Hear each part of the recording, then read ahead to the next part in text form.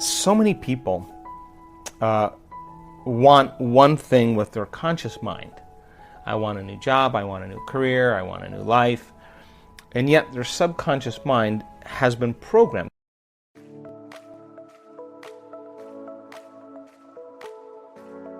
Welcome to Good Vibes. We are dedicated to raise your vibration to make you inspired and make your day. Before we start, hit the subscribe button and the bell button next to it. Enjoy the video. Now think about a program. When you create a program, it's automatic. When you create a program, it runs. So the person is, with their 5% of their conscious mind, is having this desire for something, and yet their subconscious mind is doing something else. As an example, I used to take my oldest son golfing with me, and he used to say to me when we were on the fairway, I'm really worried about hitting that tree. And I would say to him, what tree? Because if you're worried about hitting that tree, what is the imagery that your brain is creating? You're worried about not hitting it. You're doing that with your conscious mind, but your subconscious mind is creating the picture of you actually hitting the tree. That's why you're saying it. So the subconscious is 95%, so more than likely your body is going to do exactly what it's programmed to do. So what's the relevance of that? Well, people say I want wealth, but they're programmed into being unworthy and lacking, right? So then as they begin to do the meditative work and they start opening their heart, I was just talking to someone yesterday. When you open the center, things are going to sift to the top. All the programs are going to come right up. And when they come up like that, you're going to see why it isn't manifesting in your life. Now, don't see it as like, why is this happening? Did I do something wrong? The subconscious is actually venting. There's a certain period of time in the early mornings where we vent our anxieties. We vent our fears. It's the way the subconscious goes, let's just have this dream and let's just get it over with. So the subconscious is saying, what if you hit the tree? What if you're actually going to hit the tree? You're going to hit the tree because that's exactly the imagery you have when you're trying to create something. You're saying, I really want this because I'm really afraid of dying. I'm really afraid of failure. I'm really afraid of rejection, right? So the person is subconsciously and unconsciously creating the imagery that's actually being revealed to them. So how do we change that? Well, really simple. We got to start rehearsing like a new way. We got to start getting into those deep brainwave states.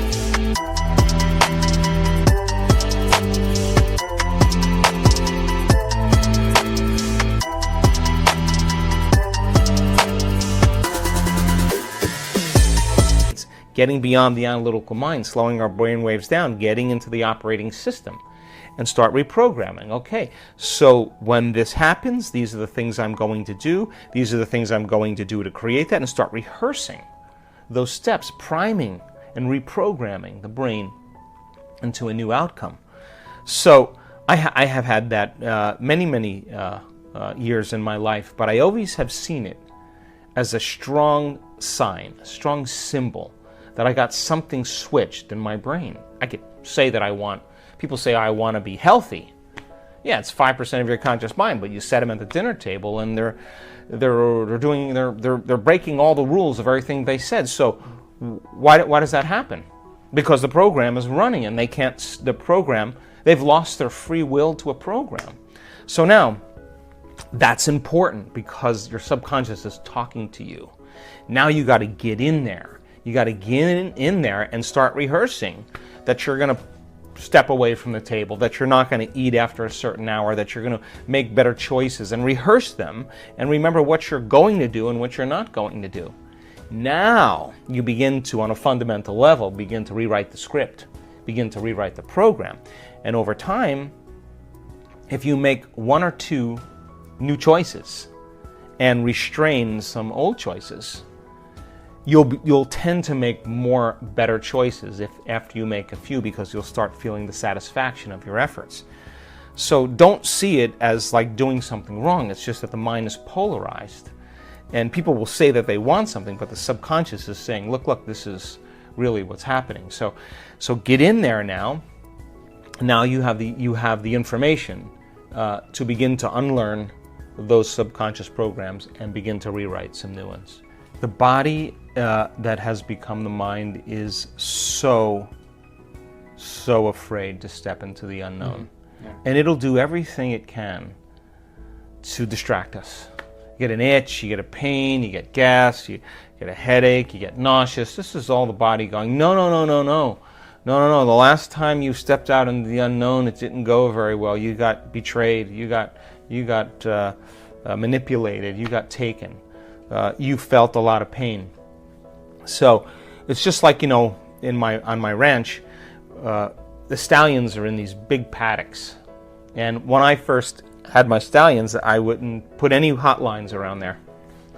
And, they could smell the mares up on the top of the property, and they would literally run right through the wooden fences, just like these big animals just breaking through and running up the hill. Well, they were just, nature was calling, But you put a hot line on there, and they hit that hotline a few times, you can walk them right up to that hotline and they will not go any further. That's conditioned. You notice a change in your internal state, you become awake and aware, and you pay attention to what caused it, and you narrow your focus on that line. Do it a few times, and you take a stallion, you try to move that stallion past that point, and they will not move. You can get 5 guys to push them, and they'll push them all backwards. They've been conditioned into the box, right? So that's what pain does for us, right? Like, I don't want that to happen again. So the body is already programmed to make sure that it doesn't. So you start taking the person out of their comfort zone, out of the known, and the body's going, well, I don't know if I want to do this, and it does all those things. Follow the instructions. Take your attention off your body, and every time your body starts doing that, settle it down into the present moment and say, I'm going to let you sleep later. I'm going to let you eat later. You can drink coffee later. You can open your eyes and take a shower later. You can lay down. You can do whatever. But right now, you're no longer the mind. I'm the mind. Mm-hmm. And every time it does that, you settle it back down into the present moment and you unfold back into possibility. You're training that horse. You're retraining the horse and telling it it's no longer the mind, that you're the mind. And just like training any animal, sooner or later, it's going to realize that your will is greater than the program, and it's going to finally surrender. And when it does, there's always a liberation of energy, and everybody always says the same thing. I'm so glad I stuck with it. It was so worth it. I pushed myself further than I thought I can go. And every time you push yourself further than where you think you could go, you're in the unknown. So the moment you scratch your head, you're back in the known. The moment you start yawning, your body's going, I don't want to do this. But hey, listen, if you're going to have a date with the divine, and you're showing up yawning,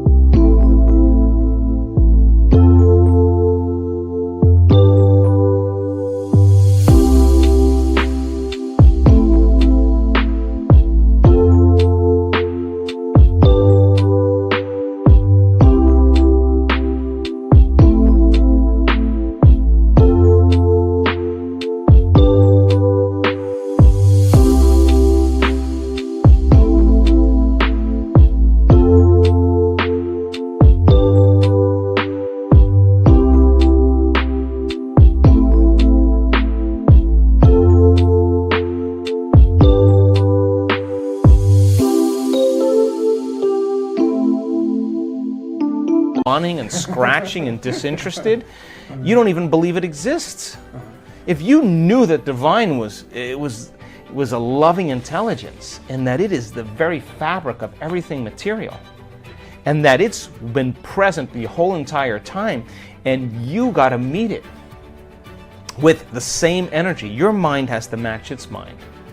Your love for life has to match its love for life. Your will has to match its will. And when you do, and you eclipse with that intelligence, you won't be yawning. You won't be itching. You will be stunned by its magnificence. So many people they go at it kind of half speed, and they go at it like, I don't want to do this, or I'm tired, or that's the body mind talking as they go into it unconsciously. But if you knew that you could create something new by changing your energy, and that you could connect to this intelligence that's real, what would you bring to the date? You'd be on time. You would be present. You would be engaged.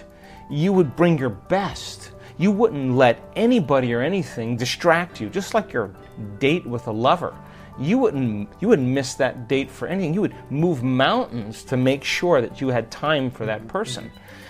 Well, we're talking about the prima materia here. I mean, if you're showing up that way, then there's a program that you're already thinking that it doesn't exist subconsciously, or that you can't arrive at, or it's too hard, or it takes too much work, or whatever people do when they resign. But when you say, I don't want my breakfast, I don't want my coffee, I don't want my tea, I don't want my sleep, I don't want my shower, I don't want my cell phone, I don't want my comfort, I don't want any of these things. I want you more than anybody else. You are the object of my affection. And you bring your best. I mean, think about this. People step into the altar of the divine, and they complain all the time. Like, they beg for things. I mean, do you want a relationship? Think about it. Do you want to be in a relationship with someone who's asking for things, for you to do things all the time for them? They're needing things all the time, that they're begging. Sooner or later, you're just going to be like, I don't have time for this, because you're not connecting first, right? Mm-hmm. So connect with that intelligence and understand that you have to match it in its presence, and that you have to make a commitment when you sit down. You're going to sit up like a noble being, that you are going to disconnect from everyone or anything, and you're saying, this is my time. I'm investing my time and attention into the divine. I'm putting my attention on the unknown, and I want to see feedback in my life to let me know that this intelligence is real. And I'm making time to emulate it, to become it, to connect with it. And no person, no thing, no experience, no place is going to take me from my attention to it. And now you're going to get an electrical signal, and your body's going to be like jumping on a horse and grabbing your legs and wrapping around and giving a little kick, like, let's ride. The horse knows the moment the rider gets on and grabs it and kicks it, like we ride, the horse knows that it's no longer the mind, that somebody else with a greater intelligence is now the mind. So many people have been conditioned into believing how powerless they are. They don't think that their thoughts make a difference, that their feelings make a difference, that their gestures go unseen, that people that they're ever seen. People have been conditioned that they don't matter, that they're powerless. That is absolutely not the truth. Sit up like a noble being. Command the present moment and say, for these 45 minutes or half an hour or 20 minutes or an hour, whatever it is that's for you, this is who I become. And you don't get up until that person. Your body is going to sooner or later get very, very excited about connecting to it, because that feeling is going to be electric, and I can guarantee you won't be yawning or scratching or any of that stuff. You're going to leave that way behind. That's just the body, and it just needs a master to step in and say, this is my time and this is how we do it.